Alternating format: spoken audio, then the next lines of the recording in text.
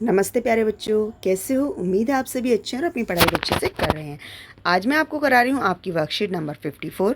ये आपके मैथ्स की वर्कशीट है और आज की हमारी थीम है फ्रैक्शन एंड डिस्ट्रीब्यूशन, मतलब वर्गों भिन्न और बांटना। तो आज वर्कशीट शुरू करने से पहले अपनी क्लास लिखेंगे, आपका सेक्शन लिखेंगे ABCD, आपका नाम और आपके टीचर का नाम लिखेंगे। उसके बाद ये वर्कशीट स्टार्ट करेंगे।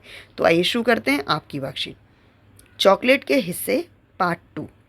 सतीश और अनिल के चाचा जी उन्हें एक जैसी 2 चॉकलेट देकर गए। उन्होंने थोड़ी थोड़ी चॉकलेट रोज़ खाने का सोचा ताकि कुछ दिनों तक वे इस चॉकलेट का स्वाद ले सकें।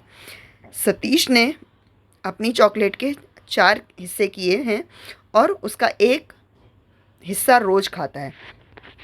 मतलब उसका जो चॉकलेट थी उसके 4 हिस्से कर दिए और रोज़ उसमें से एक हिस्सा खा लेता है। अनिल ने अपनी चॉकलेट के 6 हिस्से किए हैं और वह भी उसका एक हिस्सा रोज़ खाता है। ठीक है, मान लीजिए एक चॉकलेट थी, ये 4 हिस्से किए गए और एक हिस्सा रोज़ खाया जाता है, और एक ये चॉकलेट है जिसके 6 हिस्से किए गए और रोज़ एक हिस्सा खाया जाता है। ठीक है, अब आपको याद क्या रखना है, किसी चीज़ के दो बराबर हिस्सों में से एक हिस्से को 1/2 लिखते हैं, यानी कि आधा लिखते हैं, आधा लिखते हैं। ये किसी चीज़ के 3 बराबर हिस्सों में से एक हिस्से को 1/3 लिखते हैं, यानी कि 1/3 लिखते हैं। और किसी चीज़ के 4 बराबर हिस्सों में से एक हिस्से को 1/4 यानी कि 1/4 लिखते हैं। ठीक है, तो सतीश ने अपनी चॉकलेट के कितने हिस्से किए थे? 1/4 यानी कि 4 हिस्से थे, और अनिल ने 5 हिस्से किए थे, इनके 1/5। तो सतीश और अनिल की चॉकलेट देखकर क्या आप बता सकते हैं कि सतीश एक दिन में चॉकलेट का कितना हिस्सा खाता है? तो वो कितना हिस्सा खाता है, क्योंकि उसके चॉकलेट के कुल हिस्से हैं 4 और वो एक रोज़ खा लेता है, तो 1/4 हिस्सा खाता है वो। इस तरह से सतीश की चॉकलेट कितने दिनों में ख़त्म होगी? उसकी चॉकलेट 4 दिनों में ख़त्म होगी, क्योंकि उसकी चॉकलेट के 4 हिस्से हैं और हर रोज़ एक हिस्सा खाएगा, तो हर रोज़ जोड़ कर हम 4 दिन में 4 हिस्से खा लेंगे। अनिल एक दिन में चॉकलेट का कितना हिस्सा खाता है? उसने 6 हिस्से किए थे, यानी कि 1/6 हिस्सा वो रोज़ खाता है। इस तरह से अनिल की चॉकलेट कितने दिनों में ख़त्म होगी? वो होगी 6 दिन में ख़त्म, क्योंकि उसका 6 हिस्से हैं, तो वो 6 दिन में खाएगा। ठीक है, अगला है, अनिल ने सतीश से पूछा कि भैया, आपकी और मेरी चॉकलेट तो बिल्कुल एक जैसी थी, पर मैंने आपसे ज़्यादा चॉकलेट कैसे खाई? सतीश ने उससे बताया कि तुमने चॉकलेट के 6 हिस्से किए थे, जबकि मैंने 4 हिस्से किए थे।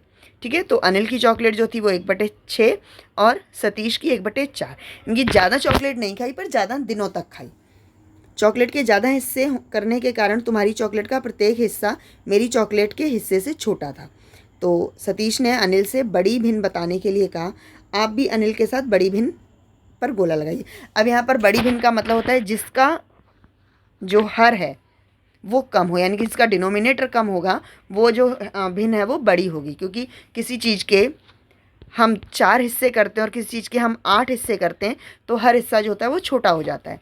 तो बड़ी भिन्न कौन सी हो जाएगी? जिसका डिनोमिनेटर यानी कि हर जो है वो कम है।